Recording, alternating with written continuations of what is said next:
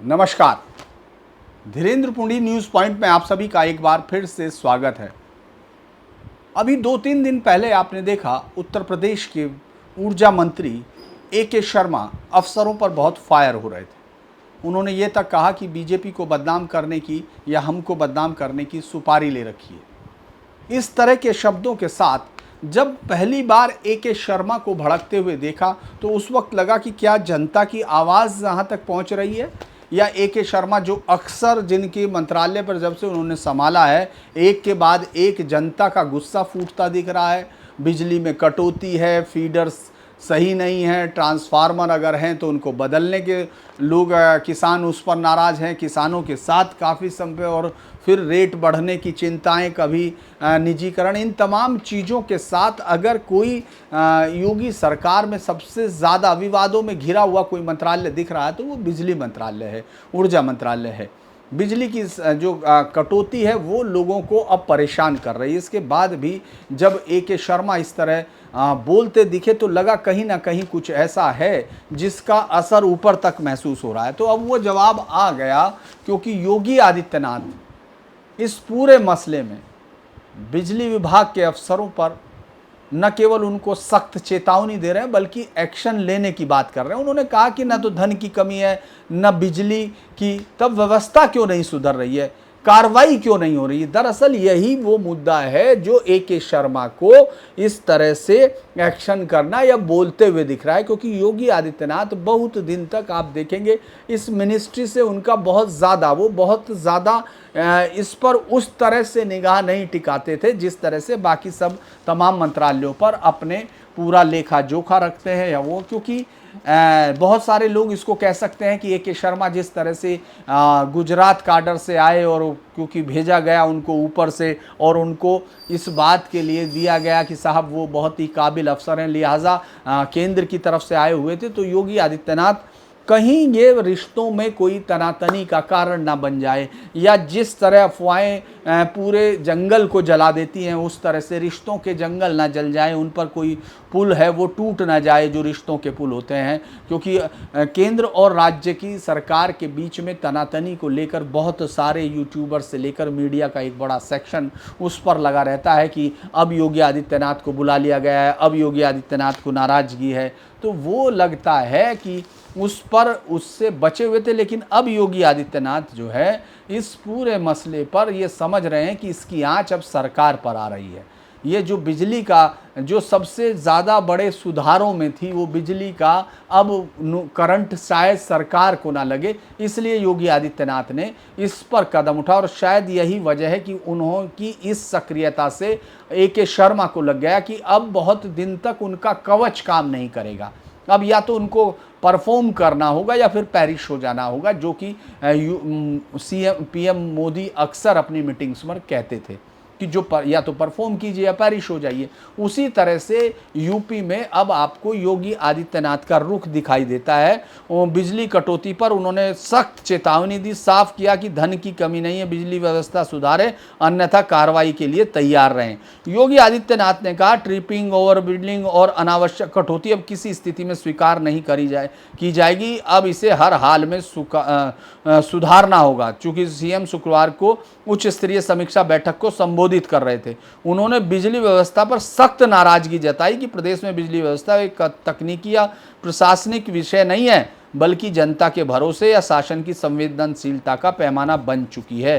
Tripping की लगातार आ रही शिकायतें साबित करती हैं कि व्यवस्था में कहीं ना कहीं कमी है, और फीडर की तकनीकी जांच हो, कमजोर स्थलों की पहचान को कर सुधार किया जाए, और जहां ज़रूरत हो ट्रांसफार्मर की क्षमता को बढ़ाया जाए, और शिकायतों का समाधान समय, क्योंकि उन्होंने कहा कि भाई रिकॉर्ड बजट उपलब्ध कराया है, ऐसे में किसी तरह की लापरवाही बर्दाश्त नहीं की जाएगी। उन्होंने मुख्यमंत्री ने सभी डिस्कॉम के प्रबंध उनकी आपूर्ति की स्थिति जानी और फिर उसको कहा कि इसको पूरा करें, स्मार्ट मीटर लगाने में तेजी लाएं, कृषि के लोगों को अलग से जोड़ें।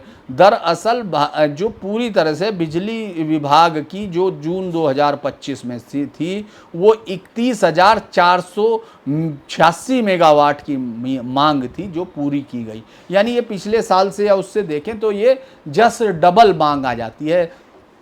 सरकार की तरफ से अगर सबसे ज़्यादा, चूंकि योगी आदित्यनाथ को कम से कम लोगों की आवाज़ समझ में आ रही होगी कि बिजली का मुद्दा सिर्फ एक कोई राशन में कमी आने का मुद्दा, या फिर जिस तरह से अभी किसान जो बहुत उससे परेशान है, एक और पकड़ा गया अभी, एक और कंपनी जो मैं आपसे जिक्र भी कर रहा था कि फर्टिलाइज़र का मुद्दा प्रदेश में अब जोर पकड़ रहा है। प्रदेश में नहीं, बहुत सारे राज्यों में आपने देखा, मध्य प्रदेश में इसको लेकर बहुत सारा दंगा हुआ, वो मतलब एक जनता के अंदर रोष दिखा, कई सारे किसानों के प्रदर्शन आपने देखे। उसी तरह से उत्तर प्रदेश में अब फिर ये पकड़ा गया कि कुछ 4 कंपनियों, जो 4 फर्म्स थी, उन्होंने वो फैक्ट्री तक पहुंचा दिया, यानी बहुत ज़्यादा मात्रा में वो फैक्ट्री तक पहुंचा रहे हैं। क्योंकि प्रधानमंत्री मोदी को अगर आप देखेंगे तो वो अक्सर अपनी हर सभाओं में कहा करते थे कि हमने इस समस्या को रोक दिया कि फैक्ट्रियों में कैसे जाता है, हमने उसकी नीम कोटिंग की। लेकिन लगता है कि ये सब कोटिंग वोटिंग अब काम नहीं आ रही है, और वो लगातार अलग अलग जगह पर अब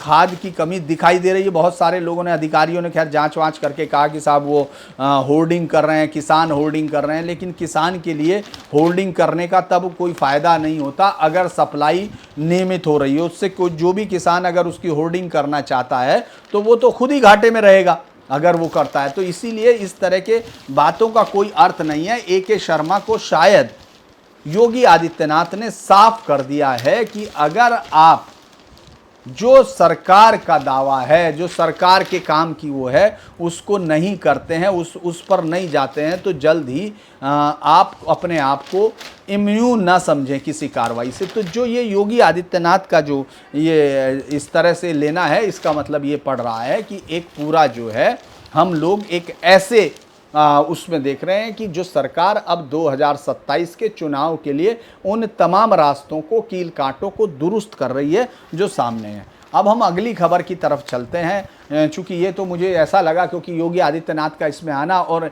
ए.के. शर्मा का 2 दिन पहले जिस तरह से अफसरों के साथ पहली बार इस तरह के हमने देखा, वरना तो उनका मंत्रालय लगता है कि जैसे एक अफसर दफ्तर होता है अफसर का, जिसमें कोई भी चीज़ नहीं होती, पेन वहीं रखा है, कलम वहीं रखी है, लेकिन बाकी काम नहीं होता है, फाइलों में ही सब चीज़ें रह जाती हैं, उस तरह से दिख रहा था। और अब मुझे लगता है उस पर कुछ कार्रवाई दिखती है, तो देखते हैं कि इस पर आगे क्या होता है। लेकिन SIR जिसके तमाम आपने देखा होगा कि कूड़ादान में फेंक रहे थे, उसके डस्टबिन में कांग्रेसी जो सारे नेता, चाहे उसमें राहुल गांधी हो, प्रियंका गांधी हो, उन लोगों ने एक प्रतीकात्मक तौर पर मकर द्वार पर पहले रुका और उसके बाद SIR लिखे हुए प्ले कार्ड उनको उन्होंने डस्टबिन में डाल दिया। इसके साथ उन्होंने फाड़ दिया, डिम्पल ने उसको फाड़ा, डिम्पल यादव ने, सांसद जो हैं समाजवादी पार्टी की।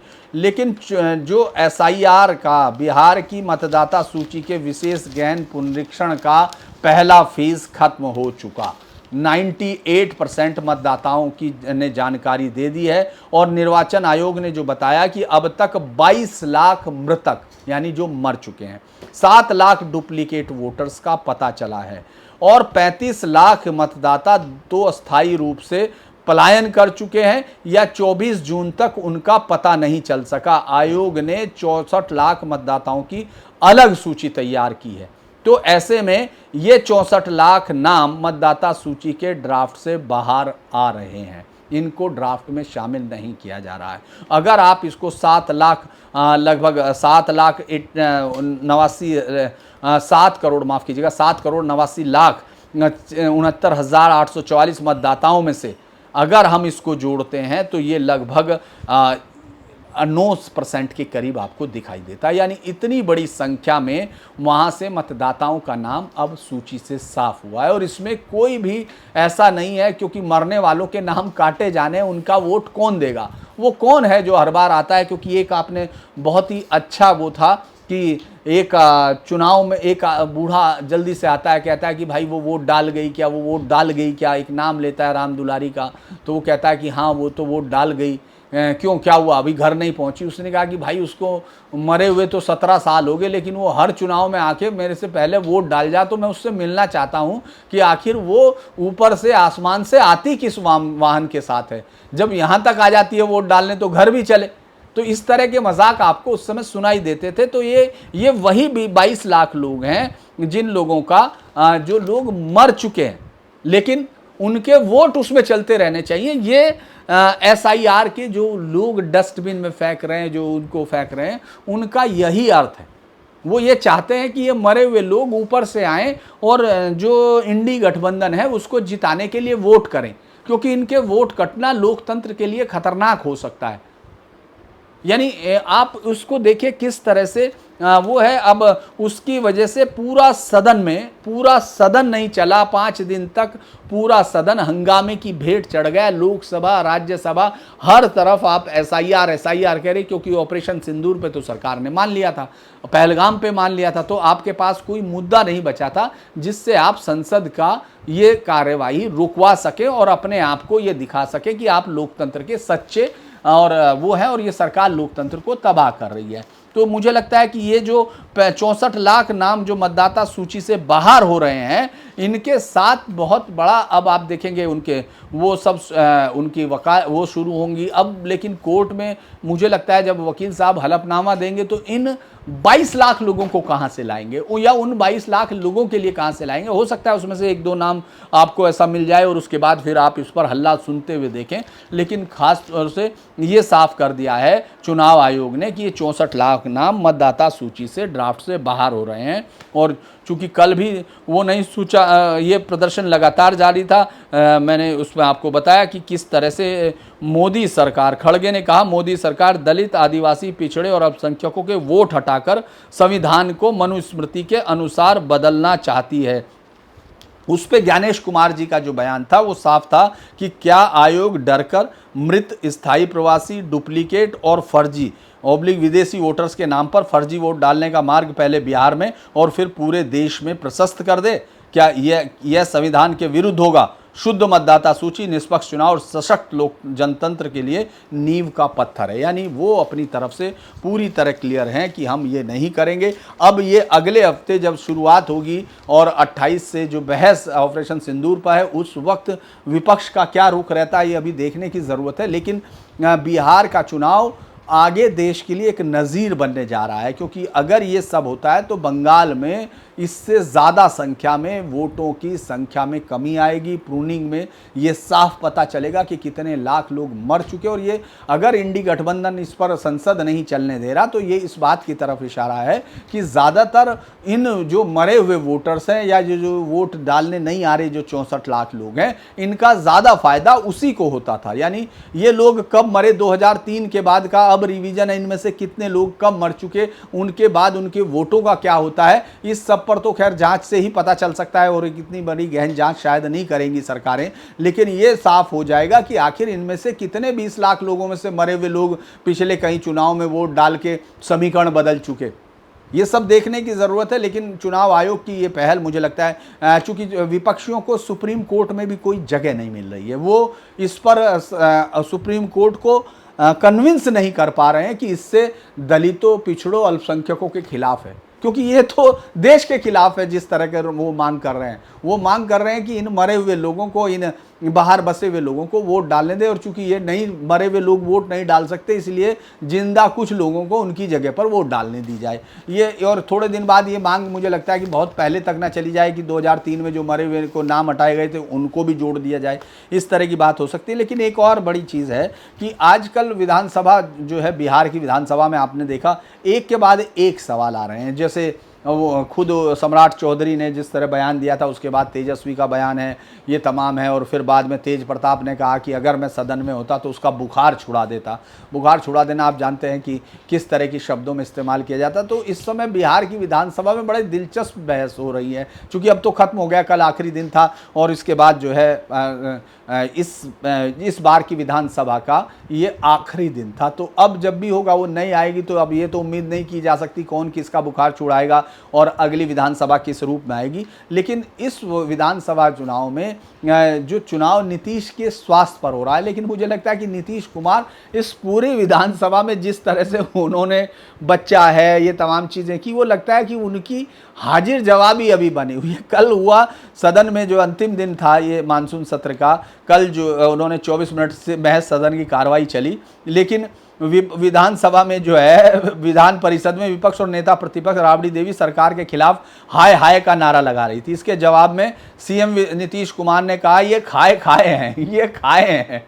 मतलब उन्होंने साफ कहा, राबड़ी देवी ने इसका जवाब दिया कि जनता के सवालों का जवाब दे। वो तो सीएम नीतीश कुमार ने राबड़ी देवी की तरफ इशारा करते हुए कहा, इनके कहने पर सभी एक तरह के कपड़े पहन के आए हैं, विधानसभा से विधान परिषद तक सब अनाप शनाप कर रहे हैं, जब सुनना चाहिए तो सुनते नहीं हैं। आपको सुनना चाहिए और अपनी बात सदन में रखनी चाहिए। सत्ता पक्ष और विपक्ष के बीच तनाव को देखते हुए महज पहले 11 मिनट के बाद पहले उसमें 2 बजे तक स्थगित की गई और उसके बाद फिर नारेबाजी होने के बाद ये फिर स्थगित कर दिया गया।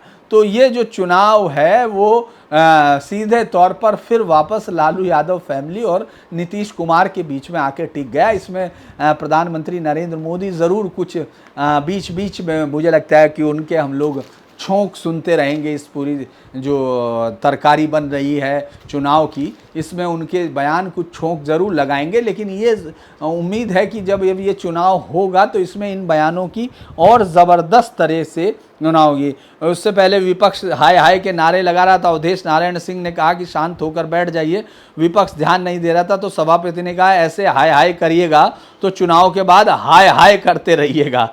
ये जो है ये सब बिहार के उसमें मुझे लगता है, तो इस पर हम लोग बात करना चाह रहे थे कि आखिर किस तरह से चुनाव आयोग ने तो अपना काम कर दिया, अब जनता के ऊपर है कि वो किस तरह की सरकार चुनती है, उसको कौन सा फैसला बड़ा दिखता है। चूँकि चुनाव में मुद्दे बदल रहे हैं, लॉ एंड ऑर्डर पर ये सरकार घिरती हुई दिखाई दे रही है। इससे पहले जंगल राज के नाम पर जो वोट लिया गया था, लेकिन इस वक्त जिस तरह से फायरिंग हो रही है, जेलों से साजिशें रची जा रही हैं, अस्पतालों में घुस के मर्डर हुआ है, ये सब चीज़ें जनता के दिमाग पर असर ज़रूर दिखाती हैं। और पिछली बार कुछ ही उसका अंतर था, राजद जो है अपने आप को बचाने में कामयाब थी। तो इस विधानसभा के आखिरी दिन के साथ ही अगर हम इससे कोई मैसेज देखना चाहें तो ये लगता है कि ये लड़ाई वापस उसी परिवार और नीतीश कुमार, इन दो के बीच में टिक रही है। और नीतीश कुमार कहीं जो है